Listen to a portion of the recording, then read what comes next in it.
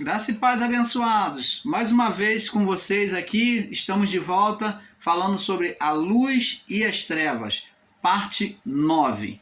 Então, como o canal Luzes da Graça falava para você, no final da fala da parte 8,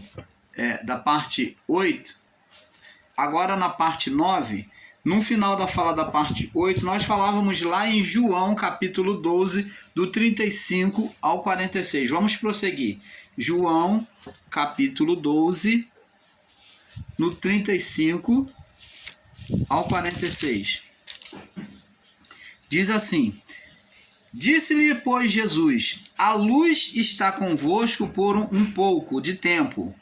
Andai enquanto tendes a luz, para que as trevas não vos apanhem, pois quem anda nas trevas não sabe para onde vai. Enquanto tendes a luz, crede na luz, para que sejais filho da luz. Essas coisas disse Jesus, retirando-se e ocultou-se deles. Então, Jesus disse que ele era a luz que estava com eles. Ele disse: a luz ainda está convosco por um pouco de tempo. Ele estava falando sobre a sua morte que haveria de acontecer. Então, Jesus se colocou como a luz, como portador da luz. Existem segmentos religiosos que diz que o nome Lúcifer é uma entidade espiritual para eles, que é uma entidade, né, espiritual para ele, que é chamado de conhecido como um tal de um Exu. Então, só que isto não é verdade. Esse nome Lúcifer, essa palavra Lúcifer não é um nome, ele é um atributo. É um atributo. A palavra Lúcifer não é um nome próprio, ele é um atributo. E significa dizer que é portador da luz. A palavra Lúcifer significa portador da luz. Adão foi o primeiro Lúcifer, portador da luz na criação, mas que trouxe as trevas sobre si, apagando esta luz, gerando um ser espiritual, Satanás. Então, esse Lúcifer que o sistema religioso no espiritismo ensina, pode ser Lúcifer, mas é o Lúcifer das trevas. Não é o Lúcifer portador de luz, porque o Lúcifer inicial foi Adão no seu estado perfeito. Ali, quando ele apagou a luz, ele já não era mais Lúcifer. Ele já não era mais o primeiro Lúcifer. Então, amados, Jesus vem como o segundo Lúcifer, o último Lúcifer, o último Adão perfeito, agora anunciando a palavra, dizendo que eu sou a luz. Ele disse aqui, ó, disse-lhe Jesus: a luz ainda está convosco, por um pouco de tempo. Andai enquanto tendes a luz, para que as trevas não vos apanhem. Pois quem anda nas trevas não sabe para onde vais. Enquanto tendes a luz, crede na luz, para que sejais filho da luz. Essas coisas disse Jesus, e retirando-se, ocultou-se deles. Agora pula para o verso 40, diz assim: e cegou-lhe os olhos e endureceu-lhes o coração, a fim de que não vejam com os olhos. Quer dizer, fala de trevas, trouxe escuridão. E compreendam no seu coração e se converta e eu escure. Isaías disse isso quando viu a sua glória e falou dele. Apesar de tudo, até muitos dos principais creram nele, mas não confessavam por causa dos fariseus, para não serem expulsos da sinagoga, porque amaram mais a glória dos homens do que a glória de Deus. A mesma palavra que Paulo diz lá em Romanos 2, né? E Jesus chamou e disse: quem crê em mim e não quem crê em mim, crer não em mim, mas naquele que me enviou. Quem vê a mim, vê aquele que me enviou. Eu sou a luz. Verso 46. Eu sou a luz que vinha ao mundo. Ó, ele falando que ele agora é o segundo Adão. Segundo Adão. Eu sou a luz que vim ao mundo, para que todo aquele que crer em mim não permaneça nas trevas, no mundo que estava ali em vigor de Adão até Cristo, até a cruz. Era o mundo de trevas. Na verdade, o mundo das trevas vai até o juízo, mas em Cristo, a luz, com a vinda de Cristo, a luz já começa a brilhar.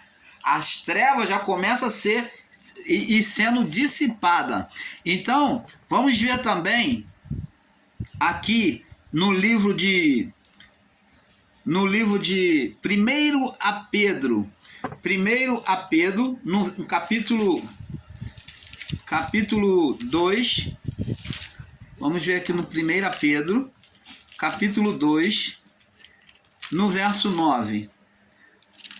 1 Pedro 2, 9, diz assim: vós sois geração eleita, falando dos discípulos, sacerdócio real, nação santa, povo adquirido para que anuncieis as virtudes daquele que vos chamou das trevas para a sua maravilhosa luz. Então isso está sendo dito aos discípulos. Então esse chamado de Deus. No Salmo 23, verso 4 diz: ainda que eu ande pelo vale da sombra da morte, não temerei mal algum. O salmista dizendo, por que vale da sombra da morte? Que é o mundo que estava em vigor, mundo das trevas. Temos várias referências, irmãos. Temos aqui, temos várias referências. Temos aqui, eu vou citar algumas referências para que os irmãos depois procurem e analisem. Gênesis 3, 18, 19, João 8, 12, Salmo 23, verso 4, 1 Pedro, capítulo 2, verso 9, que nós lemos, João, capítulo 12, no verso 35, João 12, 46, João 3, 19, João 3, 19, vamos ver aqui, João 3, 19, João 3,19, está aqui mais próximo, né? 3,19 diz assim: a condenação é esta, que a luz veio ao mundo, e os homens amaram mais as trevas do que a luz, porque as suas obras eram mal. Então diz aqui, porque todo aquele que faz mal odeia a luz, se afasta da luz, e não vem para a luz, porque as suas obras para que as suas obras não sejam reprovadas. Então você está vendo? Mas quem pratica a verdade vem para a luz, porque tem prazer nas coisas de Deus. Vem para a luz, a fim de que as suas obras sejam manifestas, sejam manifestas, porque são feitas em Deus.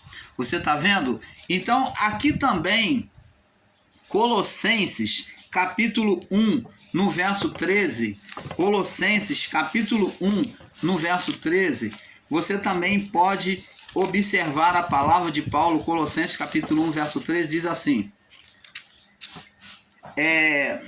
o qual nos tirou das potestades. Olha, o termo potestade fala de poder das trevas. O termo principado e potestade, eu quero corrigir aqui, porque tem muitos irmãos em graça colocando esse nome principados e potestades, dando-se a homens. Não, esse nome foi dado somente a seres espirituais. Principados e potestades somente foi dado a seres espirituais, aos anjos, tanto maus como bons. Então, aqui foi dito aqui,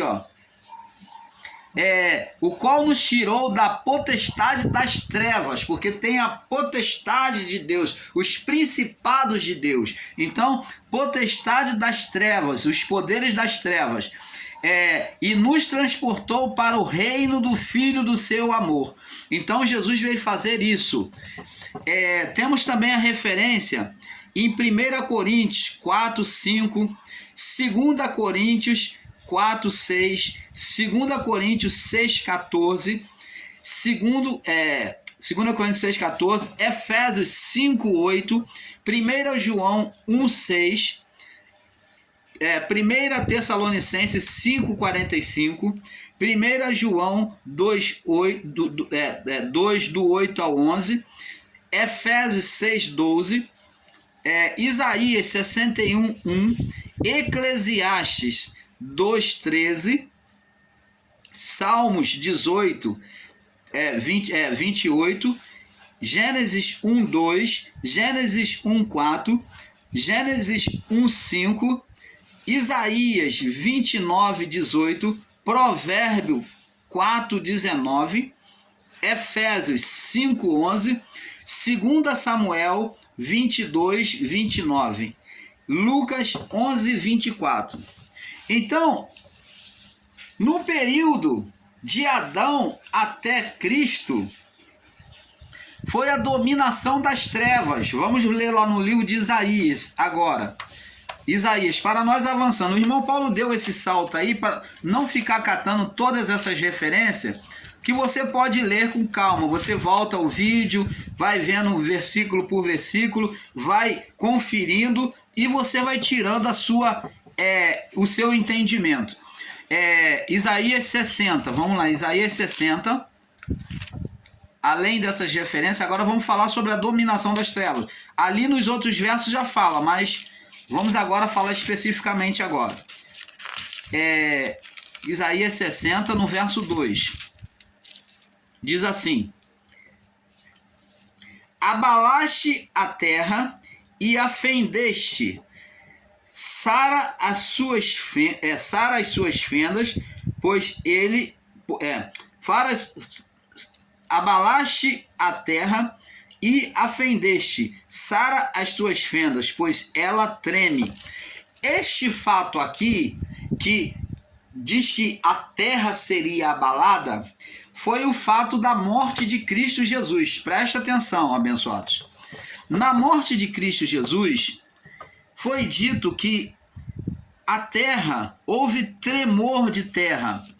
Houve tremor de terra na morte de Cristo Jesus. Nós vamos ver agora em Mateus 27, no verso 45. Por quê?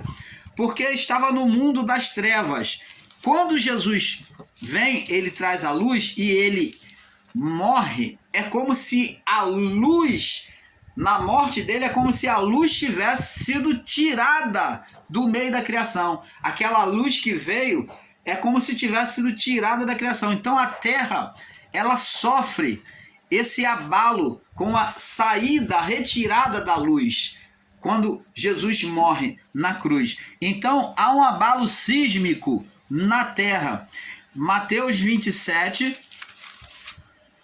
esse abalo sísmico na terra foi justamente pela retirada da luz que as trevas vêm fazer dominação. Vamos ver aqui, Mateus 27, no verso 45. Olha o que aconteceu na morte de Cristo na cruz. E desde a hora sexta, houve trevas sobre a terra. Houve trevas sobre a terra. Desde a hora sexta. Foi aonde Jesus morreu na cruz. Então, aliás, foi antes da morte de Jesus, aonde da dominação das trevas, me perdoe. Desde a hora sexta, houve trevas sobre toda a terra, até a hora nona. E perto da hora nona, exclamou Jesus em alta voz. Jesus morreu no tempo da hora nona, dizendo: Eli, Eli, lama sabachthani, isto é, Deus meu, por que me desamparaste? Então, ali ele vem morrer na cruz. As trevas já estavam dominantes sobre a criação. Agora, para a compreensão nossa, vamos entendendo. Vamos agora em Ezequiel, vamos passeando e vamos abrir um leque de entendimento aqui. Vamos em Ezequiel,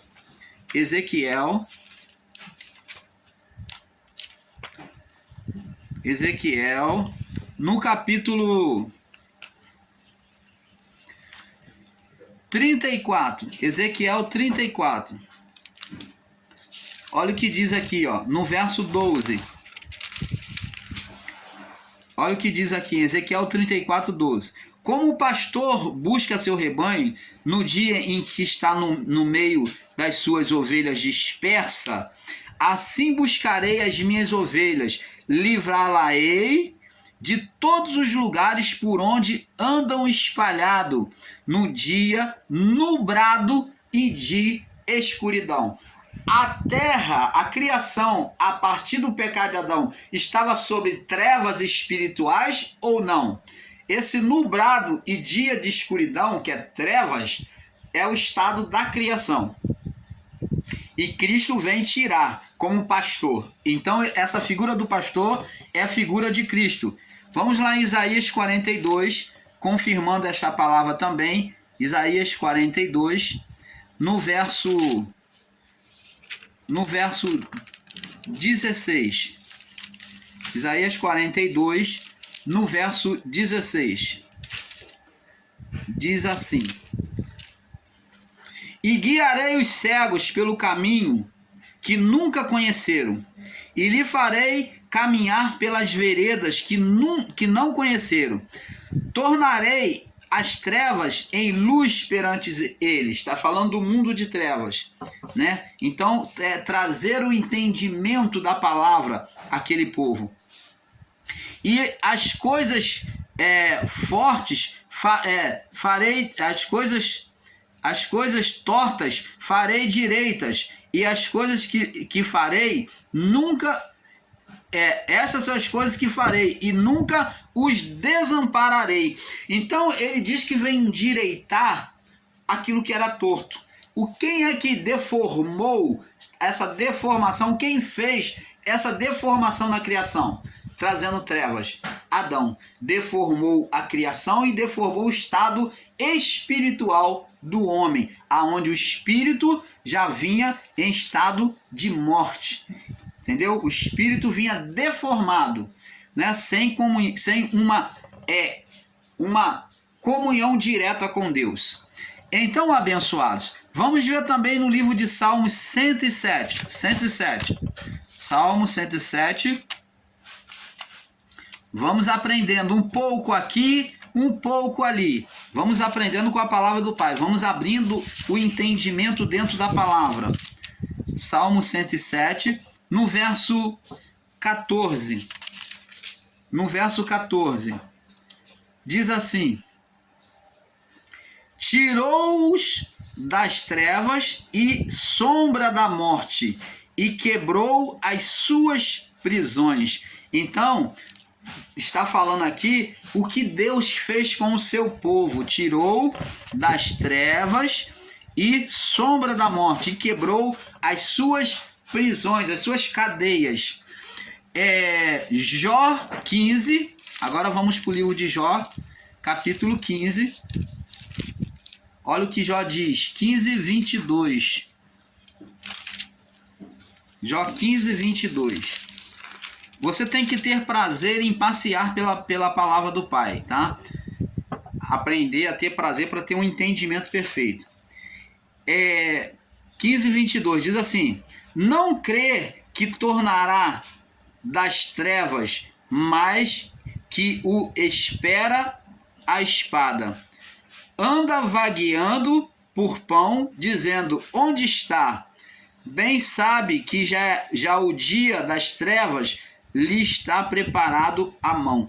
Então Jó está falando da condição dele, que ele já esperava ir para a morte, né?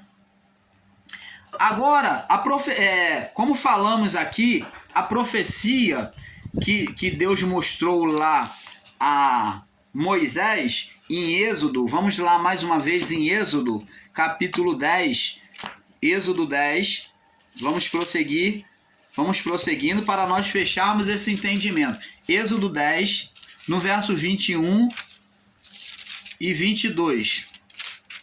Olha o que Deus diz aqui para Moisés, ó. É uma imagem daquilo que havia acontecido no início da criação. Diz assim, Êxodo 10, 21 e 22. A nona praga, que é as trevas. Então disse o Senhor a Moisés: estende a tua mão para o céu, e virão trevas sobre a terra do Egito, trevas que se apalpem.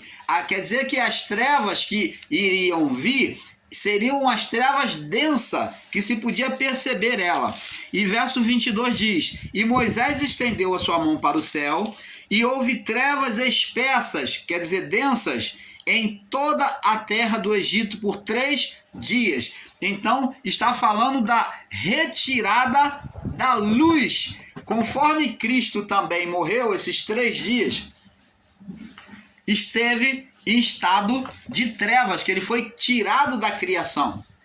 Então, as trevas voltou a dominar, né? Porque as trevas foi tirada, a luz foi tirada. Então esses 3 dias demonstra a morte e ressurreição de Jesus. Os 3 dias que ele esteve no túmulo. Então, aqui é uma figuração da morte de Cristo, do segundo Adão, fazendo representação também no primeiro Adão, que Adão estendeu a mão sobre o céu. O que é o céu na representação de Adão no início? É a árvore do conhecimento do bem e do mal, que estava no Éden de Deus, junto com a árvore da vida. O céu era ali o portal aonde Adão não podia tocar na árvore do conhecimento do bem e do mal. Era a representação das árvores de Deus, eram as árvores de Deus, a árvore da vida e a árvore do conhecimento do bem e do mal. Ali eram os céus. Então Adão estendeu a mão para o céu, tocou na árvore da vida, né, por meio da sua mulher, tomou do fruto e comeu. Esse estender a mão de Moisés foi a mesma representação, foi fazendo a representação das trevas que Adão trouxe para a criação. Por isso houve trevas. Moisés fez e houve trevas, mostrando que no mundo anterior, o que Adão fez foi trazer as trevas sobre a criação. Você está entendendo, amado? Agora, vamos entender que Deus dá legalidade ao ser espiritual, porque ele entregou, quem? Adão. Entregou o governo físico sobre as mãos dele. Por isso que a criação passou a sofrer deformação, cardos, espinhos, e houve várias deformações na natureza. Ela perdeu a sua essência. Então tudo passou a morrer, tudo passou a apodrecer. Então isso são deformações, né, onde passou a ter um tempo de validade, assim como a vida do homem, né? Tudo passou a ter uma morte espiritual, um desgaste por causa do pecado do homem, porque trouxe as trevas para dentro. Agora, sobre este entendimento, sobre essa legalidade que Adão dá ao ser Satanás, descrito lá no livro de Lucas 4, do 5 ao 8, ele diz: todos os reis do mundo te darei. Tá vendo ali? Se tu prostrado me adoraste.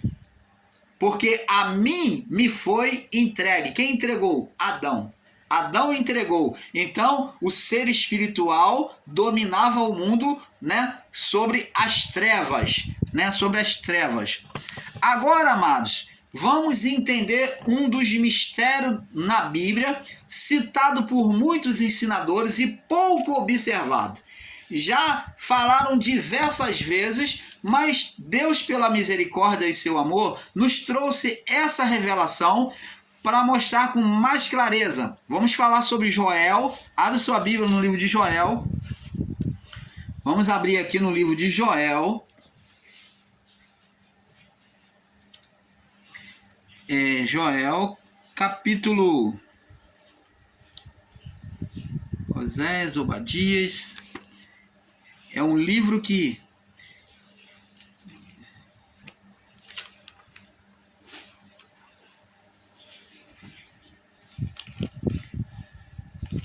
Sofonias. É um livro que nós pouco lemos, né? Livro de Joel, e por ser muito pequeno, é Joel capítulo 2, no verso 31. O irmão Paulo está aqui procurando, por ser muito pequeno, esse livro.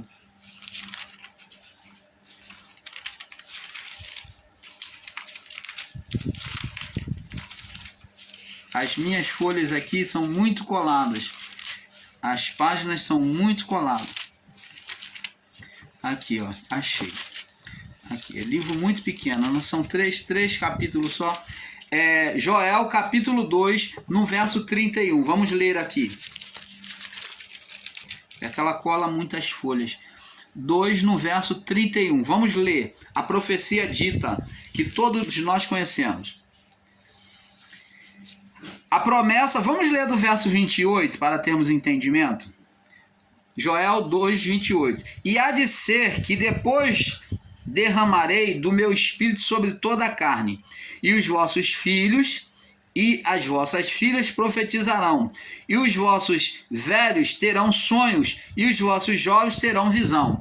E também sobre os servos e sobre as servas, naqueles dias derramarei do meu espírito, e mostrarei. Então está falando aqui, vamos dar uma pausa aqui para entendimento.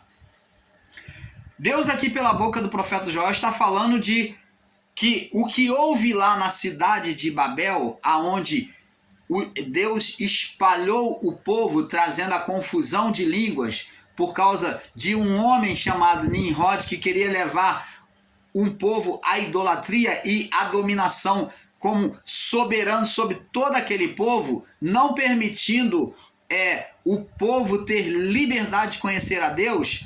Então Deus criou a confusão de línguas e dispersou os povos. 70 nações, 70 descendências que tinha ali junto. E agora vem aquele povo ali disperso, ou melhor, vamos explicar melhor. Aquele povo disperso, criou-se 70 nações espalhou 70 nações ali, 70 grupos espalhados. Então agora, nessa dispersão de 70 grupos, é claro que a partir dali geraram-se outras línguas, outras nações. Agora se espalhou essas 70 nações. No Pentecoste, Deus vem congregar, trazer de volta agora todo esse povo agora para conhecer a Ele, né? Para conhecer a Ele como o único Deus. Agora o Espírito Santo seria derramado sobre todos. Essa era a promessa do profeta Joel, anunciado por Joel, de Deus, né? A promessa de Deus. E diz aqui no verso 30: e mostrarei prodígio no céu e na terra, sangue, fogo, colunas e fumaça. Então esses prodígios seriam feitos, né? Não só pelos discípulos, mas como a própria natureza iria mostrar esses prodígios. Agora, esses prodígios aqui, esses sinais no céu, demonstram agora uma anunciação do final de tudo, né? Do final de tudo. Então vem dizer aqui, ó, antes de haver o juízo de Deus, haveria esses acontecimentos. Aí no verso 31 diz assim: o sol se converterá em trevas. Opa! O sistema religioso espera que o sol venha perder o seu brilho e venha cair. Eles acreditam nisso categoricamente. Mas o que esse texto quer dizer não é que o sol vai se converter em trevas, ele vai perder a sua luz. Esse sol aqui, na sua representação, representa Cristo. Representa Cristo. Jesus não falou, eu sou a luz do mundo? E qual a luz do mundo que o homem entende como de forma física? O sol. Aqui, essa representação do sol, que é mais antiga do que Cristo, é feita na pessoa de Cristo. Jesus já vem dizer, eu sou a luz. Ele vem dizer de uma forma direta, eu sou aquela luz que se perdeu lá no início, que se apagou em Adão. Eu sou a luz do mundo. Adão deixou apagar-se, mas eu não, eu sou a luz permanente. Então, Esse sol aqui, que vai se converter em trevas, está dizendo que esse sol iria ser retirado. Se o sol é retirado, ele vai se converter em trevas. Sem sol, vai haver somente trevas. Então o sol seria retirado da criação. Por isso que diz que ele vai se converter em trevas. Vamos explicar isso melhor, amado irmão Paulo. Quando diz que o sol vai se retirar, está falando ainda, para entendimento, para que você entenda melhor, está falando da legalidade aonde o sol, que era Jesus, iria conceder as trevas. Está falando de uma conversão, de o sol que brilhava, ele se converter, se transformar em uma coisa maligna. Opa! Canal Luzes da Graça, trazendo a revelação do Pai a você. Jesus foi colocado na cruz, foi dito como a serpente do deserto, como sinal de maldição. E aqui, Joel vem colocar Jesus como um sol que se transforma em trevas, que perde a sua luz e se transforma de forma maligna, colocando os pecados sobre ele e agora entregando com legalidade o ser Satanás para reinar. Está falando da legalidade do período de que Satanás seria solto para reinar, aonde ele vem fazer toda a destruição sobre o povo de Deus e sobre a cidade de Jerusalém, templo e cidade de Jerusalém. E diz que o sol se converteria em trevas, ele daria legalidade a Satanás para reinar, perderia a sua ação. Jesus não poderia mais interferir, era um momento de legalidade daquele que reinava sobre a carne, agir. E a lua em sangue, uma lua não vai se transformar em sangue.